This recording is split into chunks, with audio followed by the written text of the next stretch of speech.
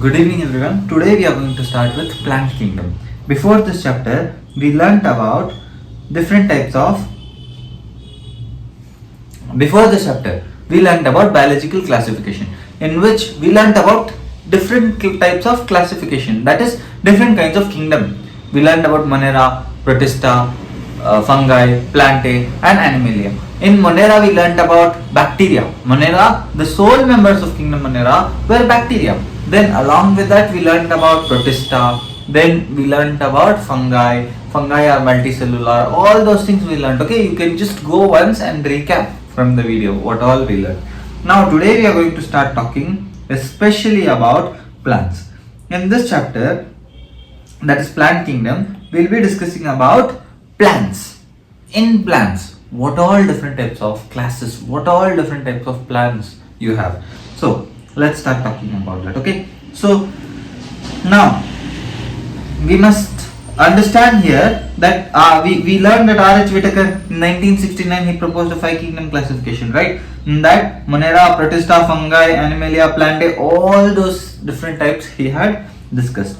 Now we learned that cyanobacteria is called as blue-green algae. Cyanobacteria, name of cyanobacteria is blue-green algae, right? But it is not an algae anymore.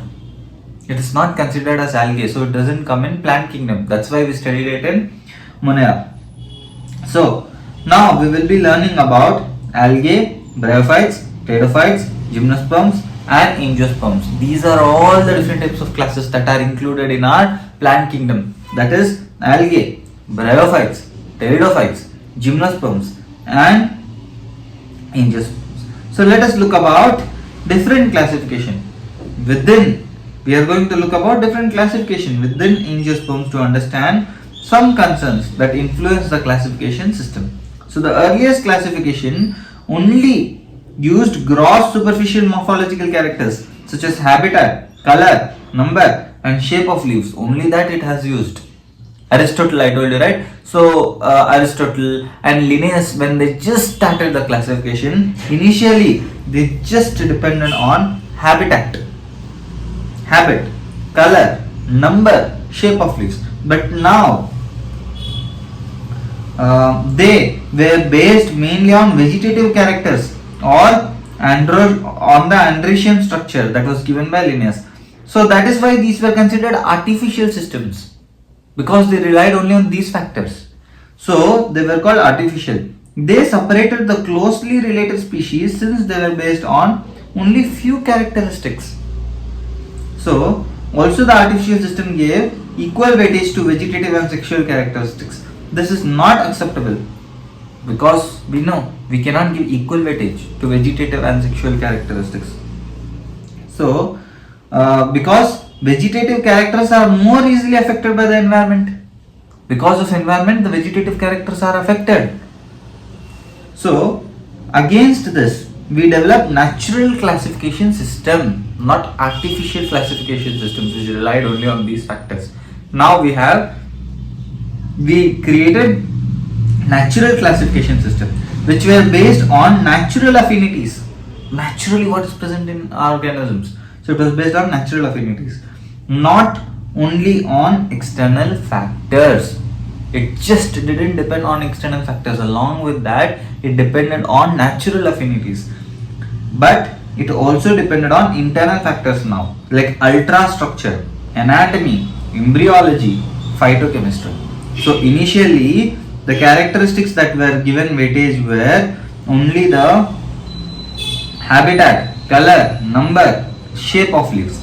Now what we are giving importance? We are also giving importance to ultrastructure, anatomy, embryology and phytochemistry.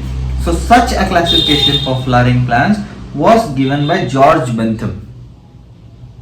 After that, George Bentham and Joseph Dalton Hooker had come, who gave this type of classification.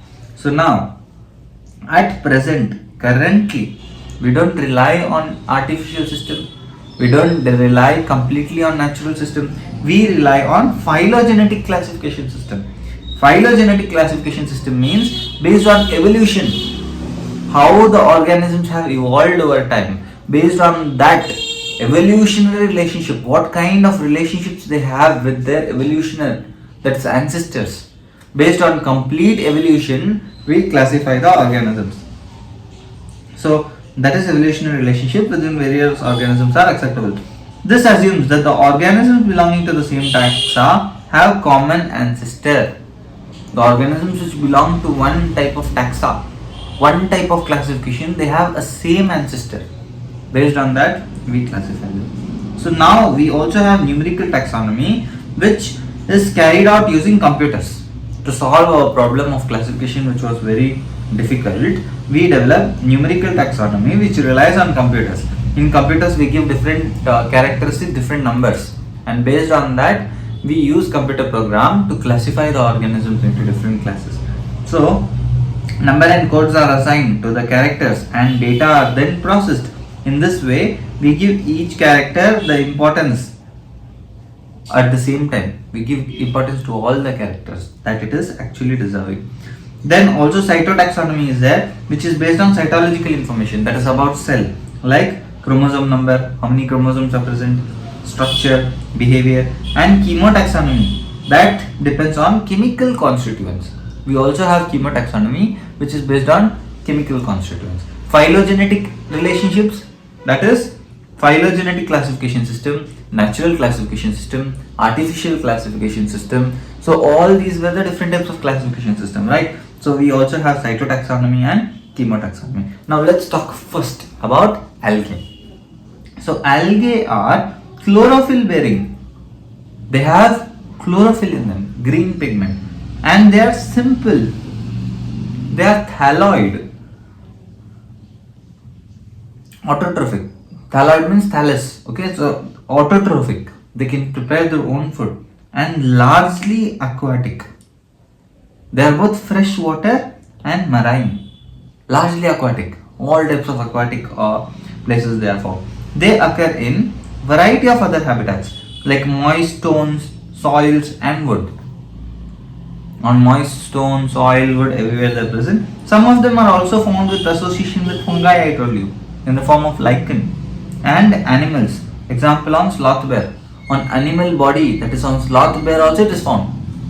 Also in association with fungi they are found, which is called lichen. If both are present together, that is called lichen. So the form and size of algae is obviously variable. All are not same. So they range from colonial forms like volvox. Volvox lives in colonies together, lot of volvox. Algae lives together, that is called colonial.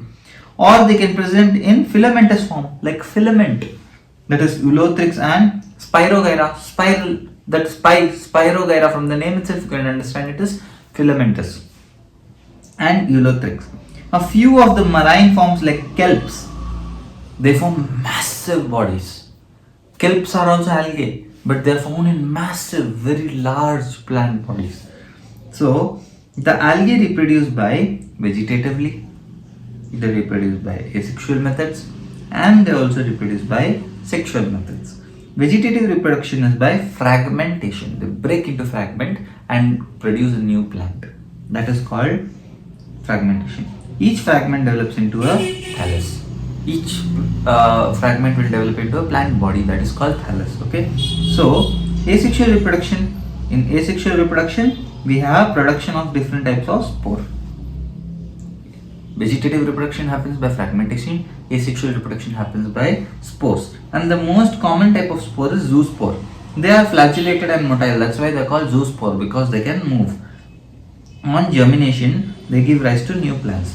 Whereas sexual reproduction, this takes place to fusion of two gametes. The gametes can be similar in size like Spirogyra, or non-flagellated. Okay, Spirogyra, they are non-flagellated and similar in size, whereas they can be flagellated and similar in size in Ulothrix. In Ulothrix, they have flagella with which they can move. In Spirogyra, they are non-flagellated. They cannot move, but they are same in size, both male and female gamete. That is called as. So such reproduction is called as isogamous. Fusion of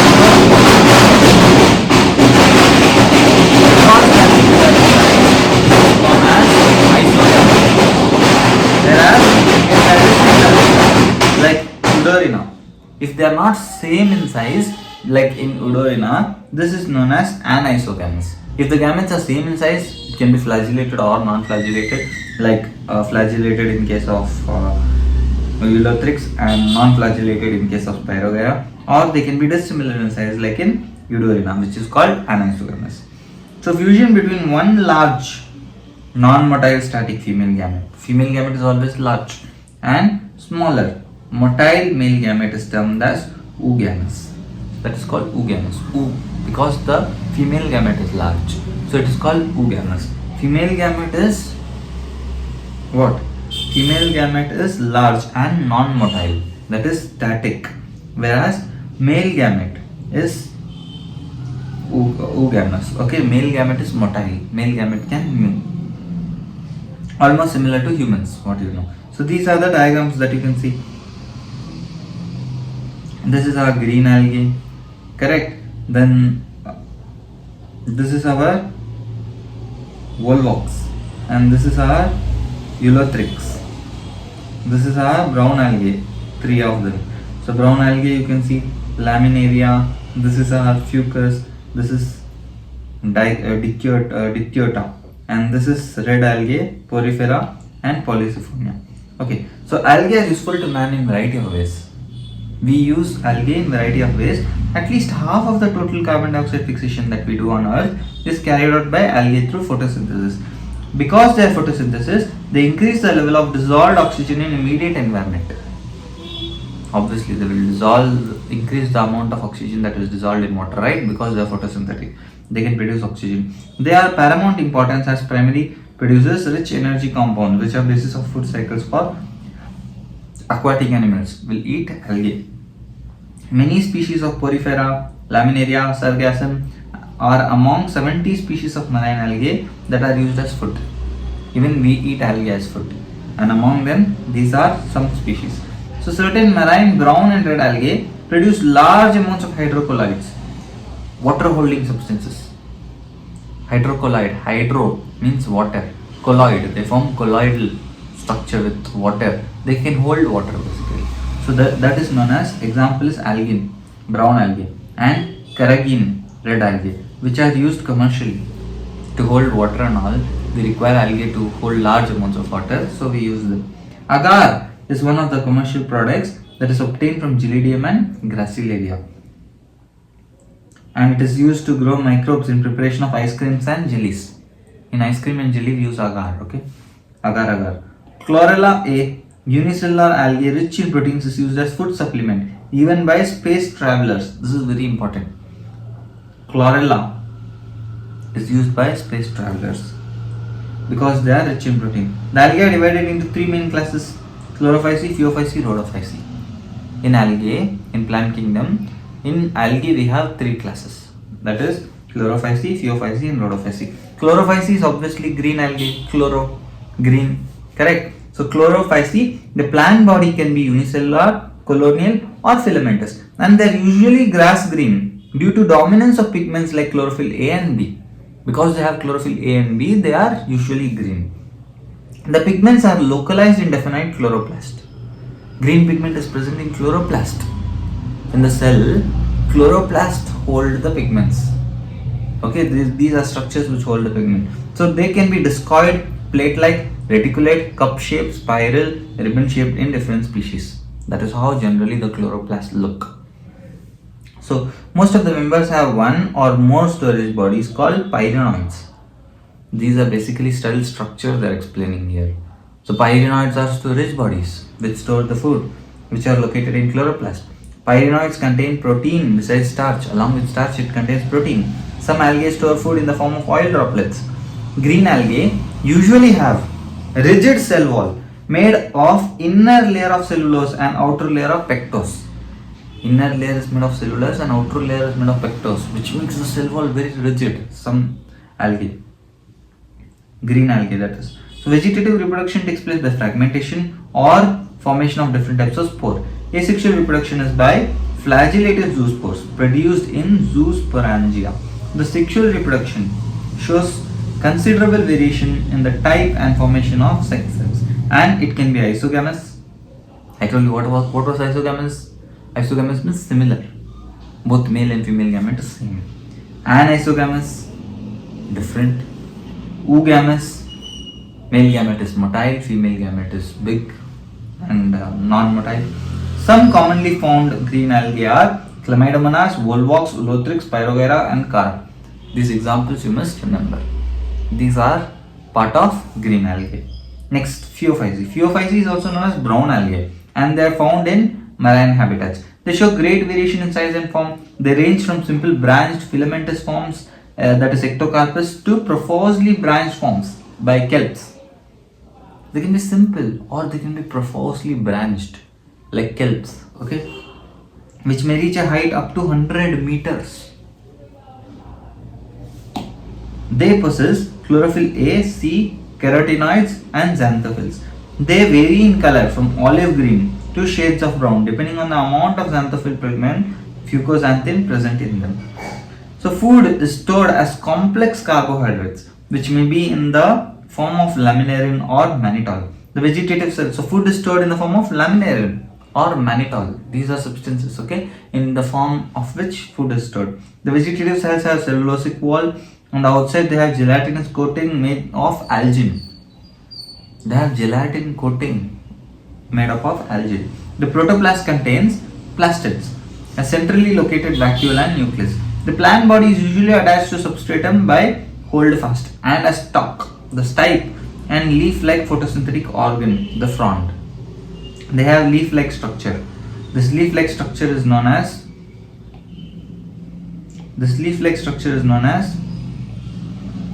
frond, and they have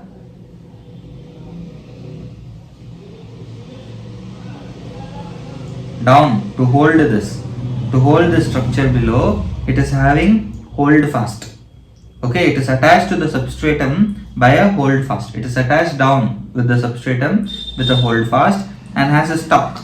It has a small stalk also and stipe. The stipe and leaf-like photosynthetic organ, that is frond. This leaf-like photosynthetic organ is called the frond, okay.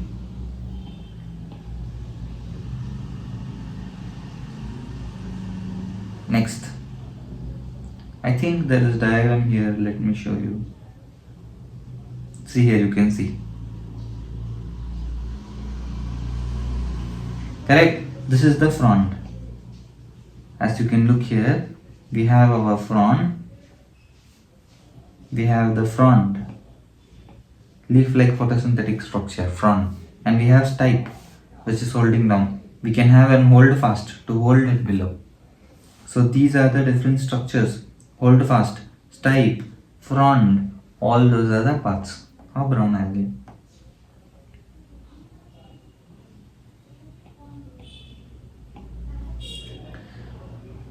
So asexual reproduction in brown algae is by biflagellate zoospores that are pear-shaped and have two unequal laterally attached flagella. Sexual reproduction may be isogamous, anisogamous or oogamous. Again, union of gametes take place in water or within the oogonium. They have an oogonium which is oogamous in oogamous species. Okay, inside they will have an egg along with which the male motile gamete will come and fuse. So that can be present. The female gamete, oogamous, the female, that is non-motile gamete, will be present inside the oogonium. So the gametes are pyriform, pear-shaped there, and bear two laterally attached flagella. They have two flagella. The common forms are ectocarpus, dictyota, laminaria, cerviacum and fucus. Next, last, we are going to study about rhodophysi, which is red algae. Because of red pigment or phycoerythrin in their body, they are red in color. The red algae are marine with great concentrations found in warmer areas. They occur in both well-lighted areas close to surface of water and also in great depths of the ocean. They are relatively little where less light penetrates. Even there they are found. So the red thalli of most of the red algae are multicellular. Some of them have complex body organization. The food is stored as Floridian starch, which is very similar to amylopectin and glycogen. Just like what glycogen fat is present in humans, similar to that they have Floridian starch. The red algae are usually reproduced by vegetatively by fragmentation. They reproduce asexually by non-motile spores, sexually by non-motile gametes. Sexual reproduction is oogamous and accompanied by complex post-fertilization developments. The common members are Polysiphonia, Porphyra, Glycerium and Gelidium. These are the examples. So you can see here, basically in this table, beautifully it is mentioned. You have the different classes in algae: Chlorophyceae, Phaeophyceae, Rhodophyceae. Chlorophyceae is green algae, Phaeophyceae is brown algae, Rhodophyceae is red algae. Chlorophyceae you have chlorophyll A, B. Phaeophyceae you have A and C, not B, C. Next you have A and D. So A is present in everything. The first one has B, the brown one has C, the Rhodophyceae has D. Okay, along with that they have fucoxanthin in, because Phaeophyceae. So fucoxanthin. Rhodophyceae has phycoerythrin, which is red pigment. Then food is stored in the form of starch in case of Chlorophyceae, because just like plants they are green, right? So they store food in the form of starch. Phaeophyceae stores it in the form of mannitol or laminarin, whereas Rhodophyceae stores it in the form of fluoridium starch, which is similar to glycogen, I told you, right? So cell wall is made up of cellulose. Next case it is made up of cellulose and algin. Next, Rhodophyceae is made up of cellulose, pectin and polysulfate esters. Number of flagella, they have 2 to 8 equal apical. Phaeophyceae has 2 unequal lateral, and next one it is absent. Habitat is fresh water, brackish water and salt water. Fresh water, brackish water, salt water, and some have fresh water, brackish water, salt water in most. Next we are going to study about bryophytes. This is the next type of plants. Bryophytes include various mosses and liverworts. Mosses, all of you have heard this word mosses, right? So they have various different type of mosses and liverworts that are found commonly growing in moist shaded areas in the hill. They are found in moist, little damp areas where there is little bit of water in the air, moisture, in hills especially. So bryophytes are called amphibians of the plant kingdom because they are found in land and water both soil, and are dependent on water for sexual reproduction. Both are required for them. They usually occur in damp, humid, shaded localities. They play a part in role of plant succession on bare rocks or soil. The plant body of bryophytes is more differentiated than that of algae. In algae it was not clearly differentiated, it was not just like a plant, but here it is very much differentiated. It is thallus-like, it has prostrate, or it is erect. It is straight, it is erect, right? You can see here. Most of them are straight, erect, correct? So, attached to the substratum by unicellular or multicellular rhizoids. With rhizoids they are attached to the substratum. They lack true roots. They don't have roots, just like what you are going to study in bigger plants. Stem or leaves. They don't have roots, stem or leaf. They may possess root-like, leaf-like or stem-like structure. The main plant body of bryophyte is haploid. Haploid means N. You have N and 2N, right? Chromosomes.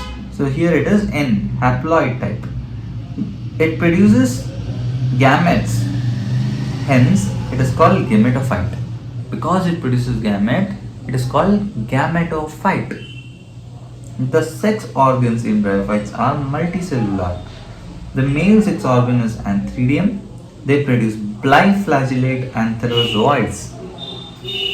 And the female sex organ is archegonium. They have archegonia.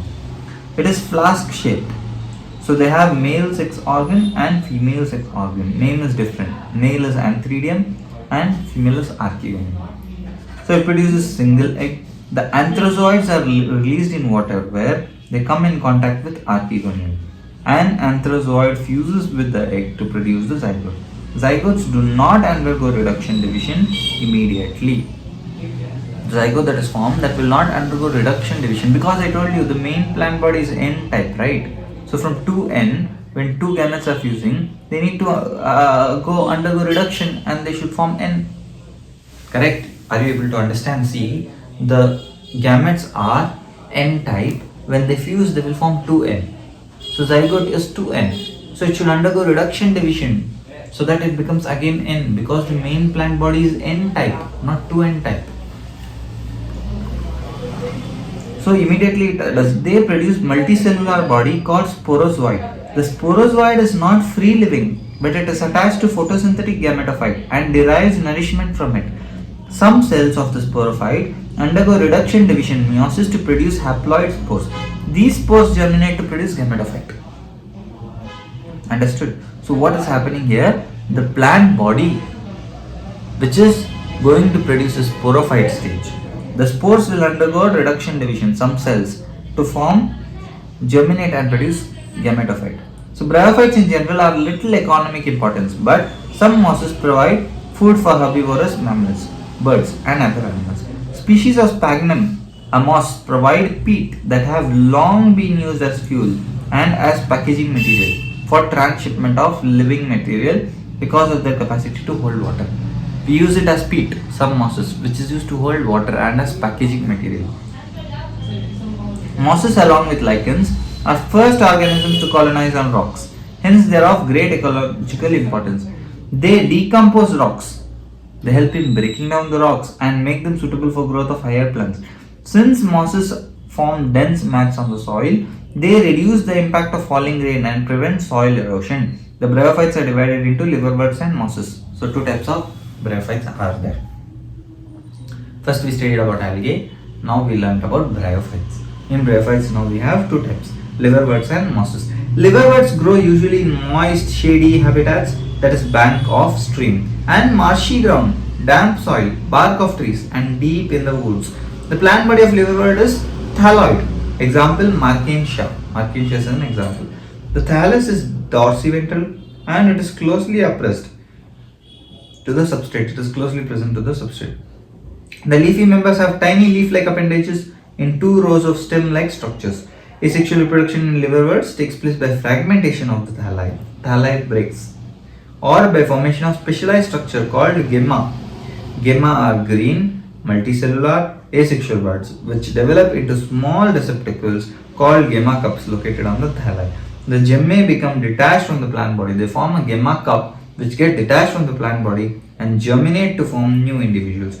During sexual reproduction, male and female organs are produced either on the same or on different thalli. On different thalli we can have them, or we can have them on the same thalli. For example, Markensia. So you can see here, Markensia. See, it is producing different.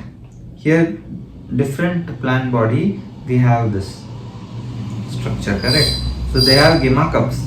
These are gemma cups. These gemma cups will get separated and they grow into a new plant body.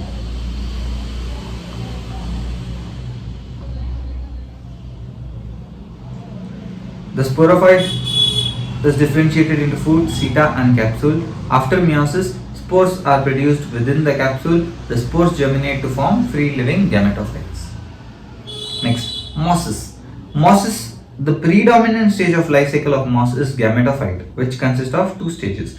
The first stage is the protonema stage, which develops directly from spore. It is a creeping green branch stage and frequently filamentous stage. The second is leafy stage. First stage is protonema. Protonema means before leaf. It is a stage before the leafy stage. Then we have leafy stage, which develops from the secondary protonema as lateral bud. They consist of upright slender axis bearing spirally arranged leaves. They are arranged attached to the soil through multicellular branch rhizoids. Rhizoids are root-like structures, I told you. So they are attached to that. The stage bears sex organs. Vegetative reproduction in mosses is by fragmentation or budding. The secondary protonema. In sexual reproduction, the sex organs, antheridia and archegonia, are produced at the apex of the leafy shoot. After fertilization, the zygote develops into sporophyte consisting of food, seta and capsule. The sporophyte in mosses is more elaborate than liverworts. The capsule contains spores. Spores are formed after meiosis. The mosses have elaborate mechanism of spore dispersion. Common examples are Funaria, Polytrichum and Sphagnum. These are examples. So everything have a sporophyte and gametophyte. Two types of body are present. Here also sporophyte is more complex. Okay, so two types. In this, there are two stages: sporophyte stage and gametophyte stage. Previously, also in bryophytes, also there was the same situation. Next, you have pteridophytes. Pteridophytes include horsetails, because these are bryophytes only. Basically, liverworts also. In liverworts and mosses. In bryophytes, you have liverworts and mosses. Next, we are going to learn about pteridophytes. Pteridophytes are consisting of horsetails and ferns. Pteridophytes are used for medicinal purposes as soil binder to bind the soil. They are frequently grown as ornamentals. Evolutionarily, they were first terrestrial plants to possess vascular tissues, xylem and phloem. You will learn more about these in later, okay? So the pteridophytes are found in cool, damp and shady places, though some may flourish well in soil or sandy conditions. You can recall the bryophytes' dominant phase of life cycle was gametophyte. In bryophyte, gametophyte was dominant stage, but there was also a bryophyte stage. However, in pteridophytes, the main plant body is sporophyte, which is differentiated into true root, stem and leaf. There they didn't have true root, stem and leaf. Here we have true root, stem and leaf because it is a sporophyte. The organs possess well differentiated vascular tissues. The leaves in pteridophyte are small microphylls as in Selaginella, or large macrophylls as in ferns. So it can be small leaf microphylls in Selaginella. See here, you can see A is Selaginella, and next you have our Equisetum, fern, Salvinia. All of you can look here, right? ABCD. So the sporophytes bear sporangia and are subtended by leaf-like appendages called sporophylls. In some cases, sporophylls may form distinct compact structures called strobili. The leaf itself, leaf-like structure that is the sporophyll, they form strobili or cones, that is in Selaginella and Equisetum. The sporangia produce spores by meiosis in spore mother cells. The spores germinate to give rise to inconspicuous but small and multicellular free-living photosynthetic thalloid gametophytes called prothallus. The gametophytes require cool, damp, shady place to grow. Because of specific restricted requirement, need for water for fertilization, the spread of living pteridophytes is limited, restricted to narrow geographical conditions because of water. The gametophytes bear male and female sex organs called antheridia. They have male sex organ which is antheridia and female sex organ which is archegonia. Water is required for transfer of antherozoids. As I told you, the male gametes are released from antheridia to the mouth of archegonium. The fusion of male gamete with the egg present in archegonium result in formation of zygote. Zygote therefore produces multicellular well differentiated sporophyte which is dominant phase of pteridophyte. Zygote produces sporophyte which is dominant phase. In majority of the pteridophytes, the spores are of similar kinds, which are homosporous. Genera like Selaginella and Salvinia produce two kinds of spore, one large and one small, macro and micro. This is known as heterosporous. The megaspores and microspores germinate to give rise to female and male gametophytes respectively. The female gametophytes in plants are retained by the plant on the parent sporophyte for variable periods. The development of zygotes into young embryos take place within the female gametophytes. This event is precursor to seed habit, considered important step in evolution. The pteridophytes example classes are Coelopsida, example Coelotum, Lycopsida, Selaginella and Lycopodium, Spinopsida, that is Equisetum, and Pteropsida, that is Dryopteris, Pteris and Adiantum. Next we are going to learn about gymnosperms and angiosperms. Okay, so this is going to be our last topic, which is gymnosperm and angiosperm. So gymnosperms are meaningless naked seeds. In gymnosperms, the seeds are exposed, naked. In angiosperms, both are like normal plants. What plants we see in daily life, plants and trees, they are just like that. But in trees, the fruit that we get, the seed is present inside the fruit, right? Watermelon has seeds inside it. Apple has seed inside it. But in gymnosperms, seeds are exposed. They are not present in the fruit. That's why they are called gymnosperm. These are plants in which the ovules are not enclosed by ovary wall and remain exposed both before and after fertilization. The seeds that develop post-fertilization are not covered. They are naked. The gymnosperms include medium-sized trees to tall trees, and they can include shrubs also. One of the gymnosperms, the giant redwood tree, Sequoia, is one of the tallest tree species. The roots are generally tap roots in gymnosperms. Roots in some genera have fungal association in form of mycorrhiza. In trees, the roots will have fungus attached to them which will help in absorbing nutrients better. That is called as mycorrhiza.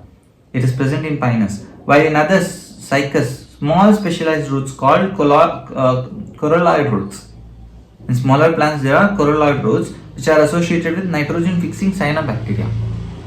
In bigger trees, we have fungus.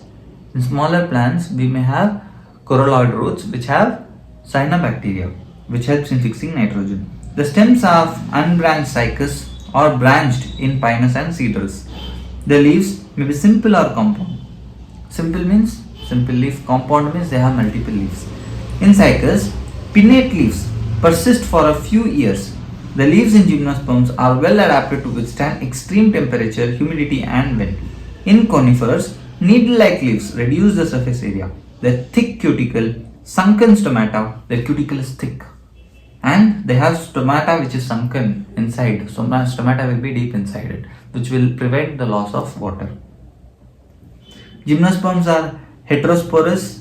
They produce haploid microspores and megaspores. The two kinds of spores that are produced within sporangia are borne on sporophylls and are arranged spirally along the axis to form lax or compact strobili or cones. They have cones. The strobili bearing microsporophylls and microsporophylls and microsporangia are called microsporangiate or male strobili. Micro means male. The microspores develop into male gametophyte generation, which is highly reduced and confined to only limited number of cells. This type of reduced gametophyte is called pollen grain. It's small gametophyte, right? So this is known as pollen grain. The development of pollen grains take place within the microsporangia. The cones bearing megasporophylls with ovules or megasporangia. Microsporangia or microsporophylls, the strobili which is having them, they produce pollen grains. Whereas they are female strobili. The male and female cone strobili may be born on same tree sometimes, like in pinus, or in cycas, male and female are present in different trees. In pinus, same tree. In cycas, a different tree. The megaspore mother cell is differentiated from one of the cells of the nucleus. The nucleus is protected by an envelope composite structure called an ovule. Ovules are borne on megasporophylls, all that you know may be clustered to form female cones. The megaspore mother cell divides meiotically to form 4 megaspores. Megaspore mother cell, what is present, that will divide meiotically. Meiosis takes place. That is reduction division, meiosis. So, in meiosis, 4 types of megaspores are produced. One of the megaspores enclosed within the megasporangia develops into multicellular female gametophyte that bears 2 or more archegonia or female sex organs. The multicellular female gametophyte is also retained within the megasporangium. Unlike bryophytes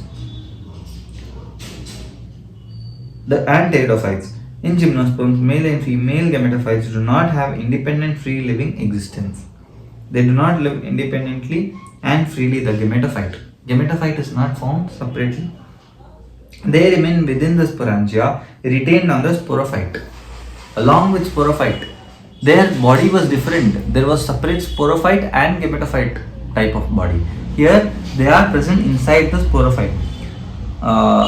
Sporangia. The pollen grain is released from the microsporangia. They are carried in air current. Pollen grains are carried in air current and come with the opening of ovules borne on the megasporophylls, just like normal plants, what we see in today's life. Similar things are happening in case of this gymnosperms. The pollen tube carrying the male gametes grows towards the archegonia ovules and discharges their contents near the mouth of archegonia. After that, fertilization takes place, zygote develops into embryo, ovules will become seed, and the seeds are not covered. In angiosperm, seeds are covered. Here the seeds are not covered, that's all. You can see cycas, pinus and ginkgo here. This is ginkgo. Last one is our angiosperm. Unlike gymnosperms, where ovules are naked, angiosperms are flowering plants. The pollen grains and ovules are developed in specialized structures called flowers. In angiosperms, the seeds are enclosed in fruits. The angiosperms are exceptionally large group of plants occurring in wide range of habitats. They range in size and small from smallest wolfia. We have smallest wolfia to tall trees like eucalyptus, which is 100 meters. They provide us with food, fodder, and fuel, medicines, and several other commercially important products. They are divided into two classes, dicot and monocots. We learnt all this from childhood. So this is all about our plant kingdom. Hope all of you are clear with all these things. Now, let me just tell you what all did we learn. We learned that plant kingdom includes algae, bryophytes, pteridophytes, gymnosperms and angiosperms. Algae contain chlorophyll. They are simple, thalloid, autotrophic and largely aquatic organisms. Depending on the type of pigment present, they can be classified into chlorophyceae, phaeophyceae, rhodophyceae, green, brown and red. Algae usually reproduce vegetatively by fragmentation, asexually by formation of different types of spores, and sexually by formation of they may show isogamy, anisogamy or oogamy. Isogamous different sizes, isogamous is same size, anisogamous different size, or oogamous, that is male gamete is motile. Bryophytes are plants in which soil which could live in the soil, water for sexual reproduction. Their plant body is Bryophytes can live in soil, but they require water for sexual reproduction, for the gametes to be transferred. Their plant body is more differentiated than that of algae. It is thallus-like and prostrate or erect and attached to substratum by rhizoids. They possess root-like, leaf-like and stem-like structures. The bryophytes are divided into liverworts and mosses. The plant body is thalloid, dorsiventral, whereas mosses are upright, slender, bearing spirally arranged leaves. The main plant body is bryophyte. Gametophyte producing is called gametophyte. It bears male sex organs called antheridia and female sex organs called archeonia. The male and female gametes are produced to form zygote, produce multicellular body called sporophyte, haploid spores. So in pteridophytes we have main plant body sporophyte, which is differentiated into true root, stem and leaves. Here we have true root. Similarly, we learnt about gymnosperms and angiosperms. Angiosperms are divided into dicot and monocot. Here we have microsporangia and megasporangia. We learnt about sporophyll. Megasporangia are born on the sporophyll. The sporophylls megasporangia are arranged spirally on the axis to form female and male cones. Pollen grains germinate. They form pollen tube. All that happens in case of gymnosperm. So this chapter is also completed. You can watch the video multiple times if you don't understand anything, and if there is something disturbing you, feel free to comment down in the comment section below. Let's meet in the next video, which is going to be about the most important topic, animal kingdom. Thank you very much. Do subscribe to the channel because you will be getting biology videos.